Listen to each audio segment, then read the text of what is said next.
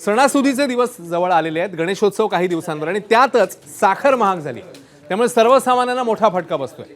सांगली, बुलढाणा, वाशिम सारख्या जिल्ह्यांमध्ये साखरेचे दर गेलेत 80 रुपयांवर। या साखरेच्या वाढत्या दराचा ग्राहकांना मोठा फटका बसतोय।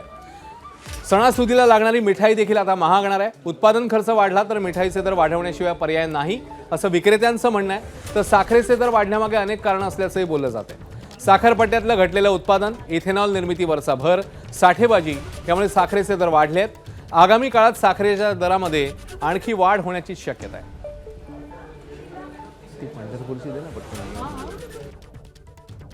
नाही, मला वाटतं तसा साठेबाजारचा विषय नाही आहे, कारण की साखरेचं उत्पादन या ठिकाणी उत्पादनावर या सगळ्या गोष्टी अवलंबून त्या ठिकाणी असतात।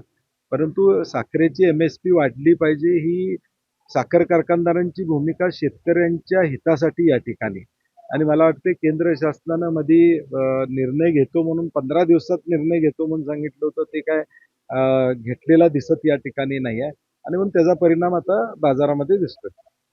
अचानक साखरेच्या दरानं जी काही उसळी घेतलेली आहे ती कुठेतरी संशयास्पद आहे। लगेच साखर कारखानदारांनी आम्ही आधीच साखर विकून टाकलेली आहे आणि आमच्याकडे आता फारशी साखर शिल्लक राहिलेली नाही असा कांगावा करायला सुरुवात केली आहे। याचाच अर्थ असा होतो की कुठेतरी साखरेचे दर पुढच्या 2 महिन्यामध्ये वाढवायचे आधीच ठरलेलं होतं। प्रत्येक साखर कारखान्याचा शिल्लक साठा किती आहे याची माहिती घ्यावी आणि अचानक धाडी टाकून खरोखरच साखर कारखाने सांगतात तेवढीच साखर शिल्लक आहे की अजून जास्त आहे हे बघितलं पाहिजे।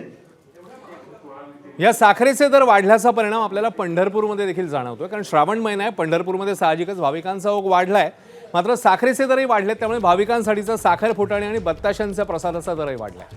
केवळ 20 रुपयांना मिळणारे साखर फुटाणे आणि बत्तासे आता 25 रुपयांपर्यंत महागणार आहेत, तर 400 रुपये किलोचा पेढा थेट 500 रुपये किलोपर्यंत महाग होऊ शकतो असे संकेत व्यावसायिकांनी दिले आहेत। यासोबत इथले टपरीवरच्या चहाचे दर देखील वाढू शकतात असे संकेत देण्यात आले आहेत।